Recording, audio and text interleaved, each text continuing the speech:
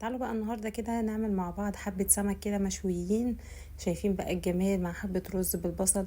عايزه اقول لكم كمان السمك ده سمك مكاريل. شايفين عاملاه ازاي بطريقه حلوه جدا، والتتبيله بتاعته تحفه. بجد بجد تحفه تحفه. يعني لو جربتوها هتعمليه كده على طول. يلا نروح على الفيديو ونشوف هنعمله ازاي مع بعض. اول حاجه معايا هنا كده راس توم كبيره مفرومه. ضفت عليها معلقه كبيره من الملح، ونزلت عليها كمان بحبه كمون، وكمان حبه كزبره مطحونين، وحبه فلفل اسمر. وهنزل عليهم كمان بالبابريكا بالشكل اللي انتوا شايفينه ده هنا. وهنزل هنا بقى بحبه خل كده محترمين، وهضيف عليهم كمان عصير 3 ليمونات كبار بالشكل اللي انتوا شايفينه. هقلب بقى التتبيله دي كويس جدا، شايفين كده. وهنحط عليها كمان حبه شطه، ما تنسيش الشطه. هنجيب بقى السمك المكاريل عندي، هنفتحه زي السنجاري بالشكل اللي انتوا شايفينه ده. وطبعا تنضفيه كويس جدا، وعشان تروحي منه الزفاره هترقديه كده في حبه ليمون وشويه ملح، وبعدين تغسليه هيبقى كويس زي الفل معاكي. هجيب بقى هنا كده الخلطه اللي احنا عملناها او التتبيله، وهنحطها بقى كده على السمك زي ما انتم شايفين.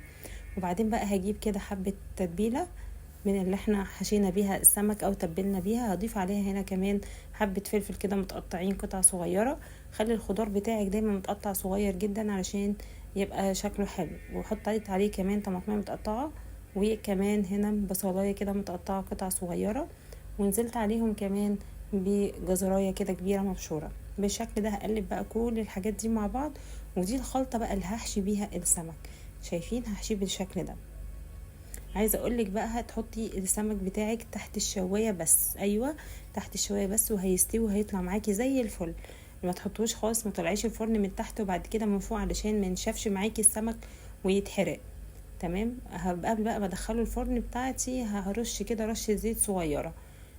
دخلت بقى الفرن كده على درجة حرارة 200. هجيب بقى هنا عندي هعمل سلطة. هحط بقى طماطمتين كبار متقطعين، وكمان بصلاية كده متقطعة شرايح، ونزلت عليها كمان بقرن فلفل اخضر وحبة جزر مبشورين زي ما انتم شايفين كده.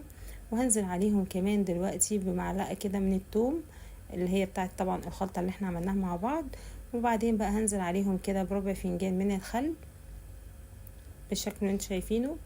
وهنزل عليهم كمان بعصير ليمونة. عايزه اقولك الخل مع الليمون بيبقى حلو جدا جدا في السلطه. وهنزل عليهم كمان كده بمعلقه من الملح او نص معلقه من الملح. وبعدين هضيف عليهم حبه بقى كمون وحبه كزبره كده مطحونين، بيدوا طعم وتست حلو جدا للسلطه. وبعدين هنزل عليهم كمان بحبه كده بقدونس مفرومين، وهقلبهم كويس جدا، وكده السلطه جاهزه معايا. تعالوا بقى هنا كده نعمل المحلول اللي احنا هنسقي بيه السمك بتاعنا. هضيف هنا كمان حبة ملح صغيرين، يعني تقريبا نص معلقة من الملح، ونص معلقة كده من التومة اللي احنا عاملينها بالدقة والشطة. وهضيف هنا كمان حبة شطة عليهم علشان يعزز الطعم بتاعي. لو مش بتحبيه سبايسي يبقى تضيفي معلقة بابريكا. تمام كده. وهنقلب بقى كويس جدا، وطبعا هنحط عليه معلقة كده من الخل، وهضيف عليه كمان معلقة من عصير الليمون. وهقلبهم كويس جدا، وبعدين هيطلع السمك من الفرن بالشكل ده. هنزل عليه بقى كده بالتشريبه دي، اشربه بقى كده. شايفين علشان يطرى معاكي ويبقى حلو جدا. شايفه انا مسوياه تحت الشوايه بس ما شغلتش من تحت ومن فوق، وطلع معايا السمك. شايفين بالجمال ده. طبعا هنقدمه مع رز ابيض كده بالبصل، وكمان معاه حبه السلطه اللي احنا عملناهم مع بعض. شايفين بقى الجمال. عايزه اقول لكم ما تنسوش تعملوا لايك وشير واشتركوا في القناه علشان يوصلكم كل جديد.